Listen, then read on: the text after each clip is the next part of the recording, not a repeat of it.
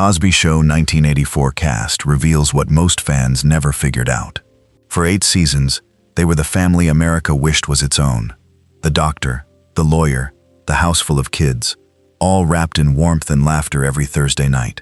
The Cosby Show sat at #1 for 5 straight years and changed television forever. But behind the sweaters and the studio applause, the real stories were far more complicated. A child star nominated for an Emmy at 6, a daughter who sensed something was wrong long before the world did, a beloved actor found stocking grocery shelves, and a reckoning that shattered the show's legacy for good. What really happened to this cast? Stay to the very end and subscribe to Secret Celebrity Stories, where we tell the whole truth. Bill Cosby. For a while, this man stepped into your living room every Thursday night and felt almost like a member of your own family. The wise, funny father figure that a whole nation seemed, for a time, to trust completely. Bill Cosby, born on July 12, 1937, in Philadelphia, brought Dr. Heathcliff Huxtable to life. The warm, quick-witted obstetrician with a house full of children, a brilliant wife, and a closet full of those unforgettable, gloriously ugly sweaters. The Cosby Show, which ran from 1984 to 1992, was so much more than a ratings success. It held the #1 spot in America for 5 consecutive seasons and became a genuine cultural landmark. The first time a black upper-middle-class family was portrayed on primetime television with such dignity, humor, and intelligence, and millions of children grew up quietly wishing that Cliff Huxtable could be their own dad. But beginning in 2014, that carefully built legacy started to come apart at the seams. After the comedian Hannibal Buress publicly challenged his image, more than 60 women eventually came forward with allegations of sexual assault, reaching back across decades, in one of the most staggering falls from grace that Hollywood has ever witnessed. In 2018, Cosby was convicted of aggravated indecent assault against Andrea Constand and sentenced to 3 to 10 years in prison. He served nearly 3 years, and then, in June of 2021, the Pennsylvania Supreme Court overturned that conviction, ruling that his due process rights had been violated in connection with an earlier non-prosecution agreement. It must be stated very plainly, that was a procedural reversal on legal grounds, and not a finding of innocence.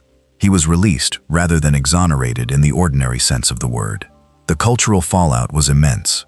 Networks pulled the reruns, and more than 50 universities revoked the honorary degrees they had once awarded him. And it left behind a question millions still wrestle with. How do you separate the art from the artist, when the artist's alleged conduct caused such lasting harm? At 88, Bill Cosby remains one of the most sorrowful chapters in American entertainment. Phylicia Rashad. If Bill Cosby was the public face of The Cosby Show, then Phylicia Rashad was, without question, its beating heart. Born on June 19, 1948, in Houston, Texas, she gave American television one of its most enduring and beloved characters in Claire Huxtable, a sharp-tongued attorney and devoted mother of 5 who could bring an entire room to silence with nothing more than a single, perfectly raised eyebrow. At a time when such a portrayal was rare and genuinely revolutionary, Claire became a lasting symbol of black professional womanhood, and in 2010, Essence magazine honored Rashad as the mother of the black community. What most viewers never realized was the quiet, personal cost the show extracted from her along the way. Pregnant with her daughter Condola during the 3rd season, she was filmed lying on a specially engineered mattress and tucked strategically behind kitchen counters, oversized jackets, and carefully placed props to conceal her growing belly. And the sheer strain of holding those awkward positions through long days of filming left her with a genuinely painful pinched nerve, a condition she endured quietly and professionally, without a single word of complaint. Her career only deepened in the years that followed. In 2004, she made history as the first black actress ever to win the Tony Award for Best Actress in a Play, for A Raisin in the Sun, and she claimed a second Tony in 2022 for Skeleton Crew. She joined the Creed films, appeared in The Beekeeper in 2024, and served as Dean of Howard University's Chadwick A. Bozeman College of Fine Arts from 2021 until she stepped down in 2024. But one single moment threatened to undo decades of accumulated goodwill. When Cosby was released in 2021, she posted a message of support, met immediate and overwhelming backlash from students and survivors' advocates, deleted the post within hours, and issued a public apology, clarifying that she firmly opposes all forms of sexual violence. It was a stark reminder that even the most cherished figures are never immune to the cost of one misplaced sentence. At 77, her legacy remains towering and undeniably, deeply, humanly complex. Lisa Bonet.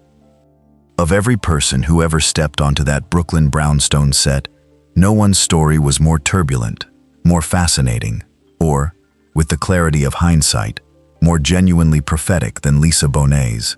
Born on November 16, 1967, in San Francisco, she played Denise Huxtable, the free-spirited, effortlessly cool second daughter, who quickly became a real style icon and a generational symbol of individuality. But away from the warmth of the cameras, her relationship with Bill Cosby was a slow-burning conflict that simmered for years. Reports circulated that she frequently arrived late to set or missed filming days entirely, and rather than confront the friction directly, Cosby built the spin-off A Different World around her. Presented publicly as a mature new creative platform, though insiders quietly suggested it was partly designed to move her off the main show's stage.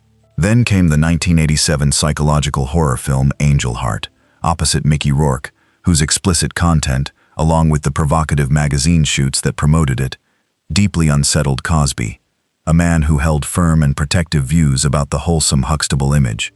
When Bonet became pregnant in early 1988 with her daughter Zoe Kravitz, now a celebrated actress in her own right, and the child of Bonet's then husband, the musician Lenny Kravitz, a pregnant college freshman no longer fit the spin-off storyline, and she was let go, brought back briefly to the main series, and then written out for good by the end of season 7.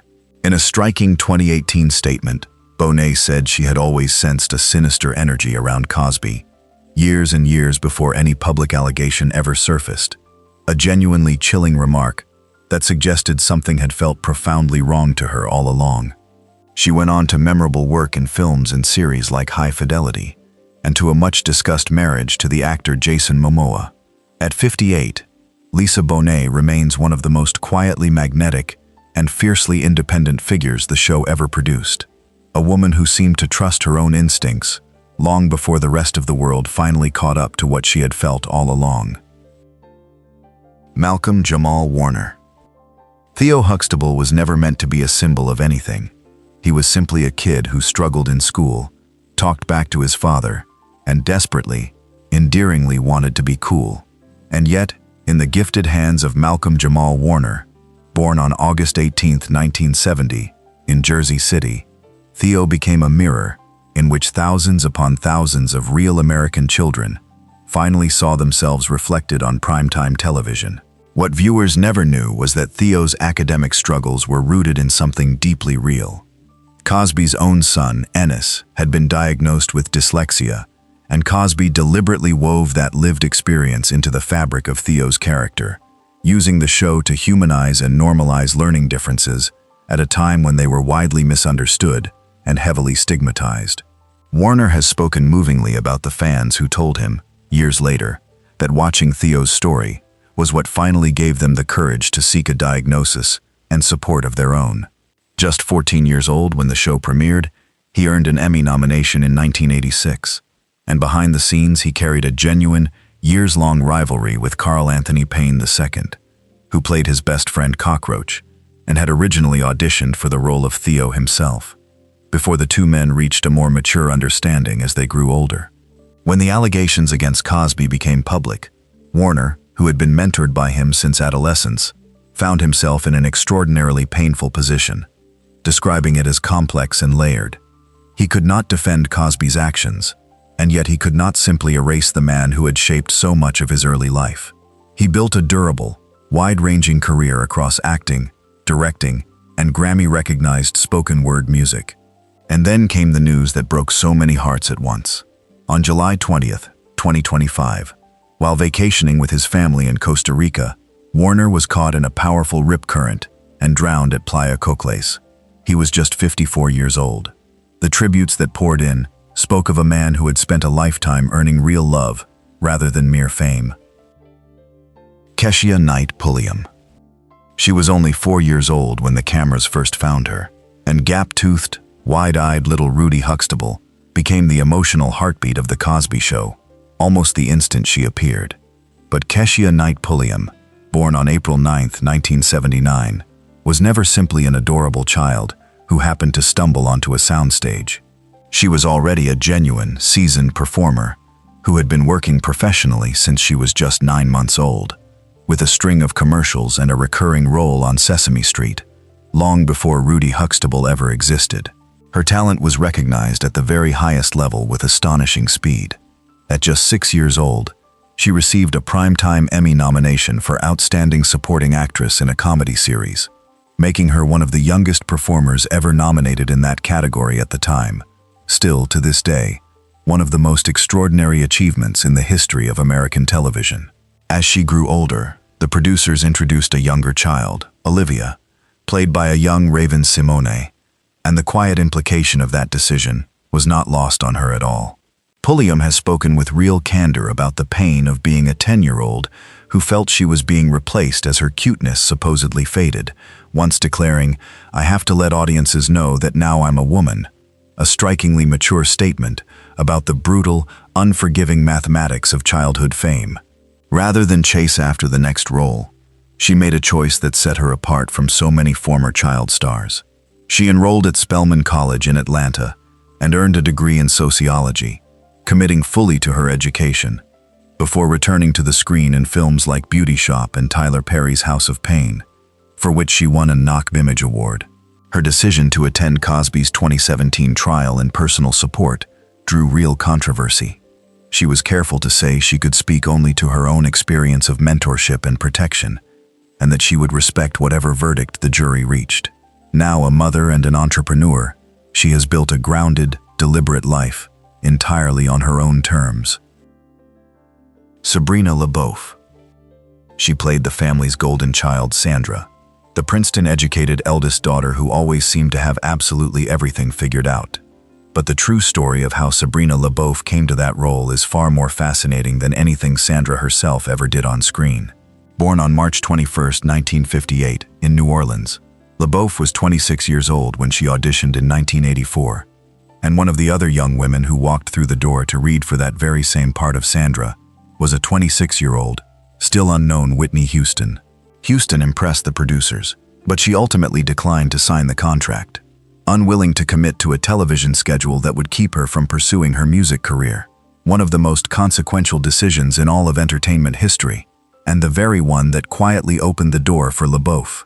In a genuinely remarkable echo, LaBeouf herself then fought for contract clauses that would protect her own ability to pursue a singing career, mirroring, almost exactly, the same concern that had led Houston to walk away in the first place. She was also only 10 years younger than Phylicia Rashad, who played her mother, a generational gap the production team worked creatively and cleverly to disguise on screen. Across 8 full seasons, she brought a serene, understated intelligence to Sandra, and when the show came to an end in 1992, she made a deliberate and genuinely courageous choice. She stepped away from Hollywood almost entirely, turning instead toward interior design and building a quieter, far more grounded life, away from the entertainment industry's relentless glare. She never abandoned performance completely, taking on demanding classical roles with the Shakespeare Theatre Company in Washington, including Catherine in The Taming of the Shrew, and lending her voice to the animated series Fatherhood. At 68, Sabrina LaBeouf stands as a quiet study in what it truly looks like when a person deliberately chooses authenticity over celebrity. One of the most gracefully private figures the entire show ever produced, and, by every available account, completely at peace with the path she chose for herself. Tempest Bledsoe. She played the middle child, perpetually overlooked, perpetually striving, and just a little too nosy for her own good. And Tempest Bledsoe made Vanessa Huxtable feel like someone you genuinely knew in real life. The kid who snuck off to a concert down in Baltimore, who wore makeup long before her parents ever allowed it, who spent hours on the phone and got her heart broken in ways that felt embarrassingly, achingly real. But Bledsoe's own life story contains chapters that would surprise even her most devoted and attentive fans. Born on August 1, 1973, she earned a bachelor's degree in finance from New York University's prestigious Stern School of Business, one of the most competitive and respected business programs in the entire country. And this was no ceremonial, part-time credential. She studied seriously, graduated legitimately, and then put that hard-won education to genuinely remarkable use.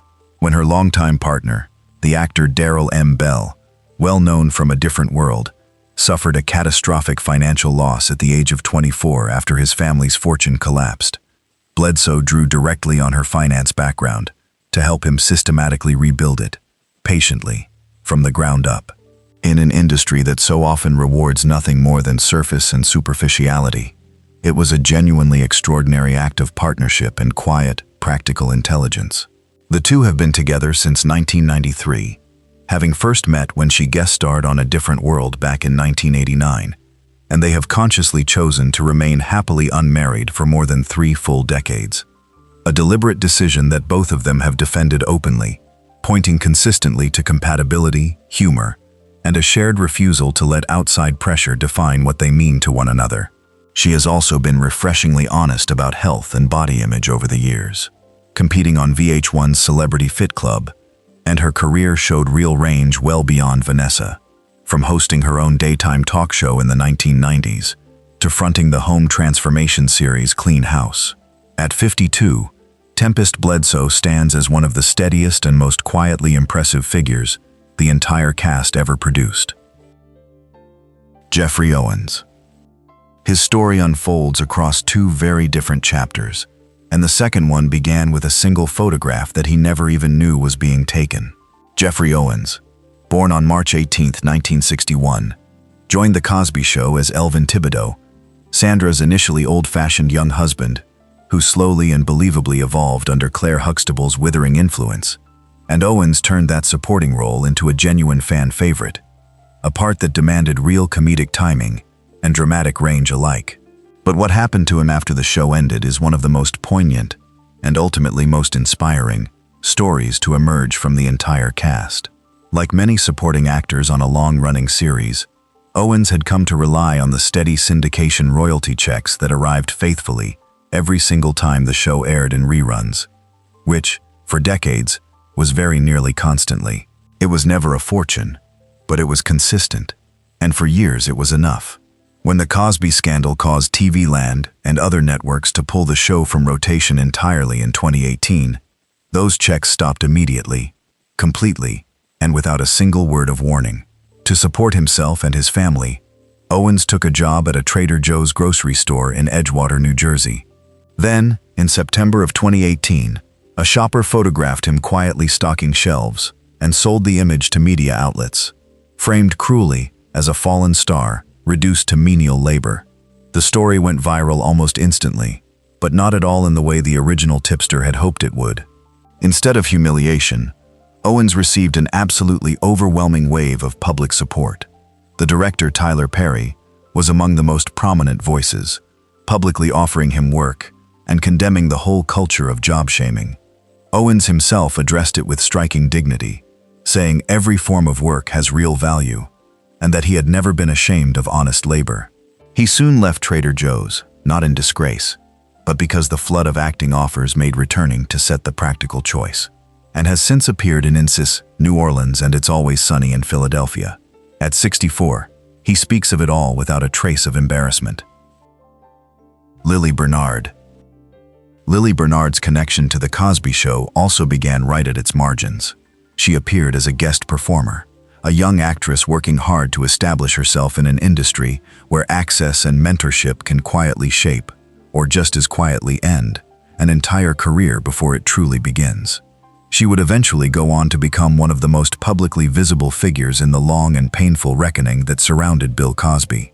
By her own account, he had positioned himself early on as a mentor to her, offering the kind of professional guidance and valuable industry connections that a rising young actress trying to make her way could not easily refuse or walk away from. A relationship, she has said, built upon an extreme imbalance of power that she alleges he then went on to exploit.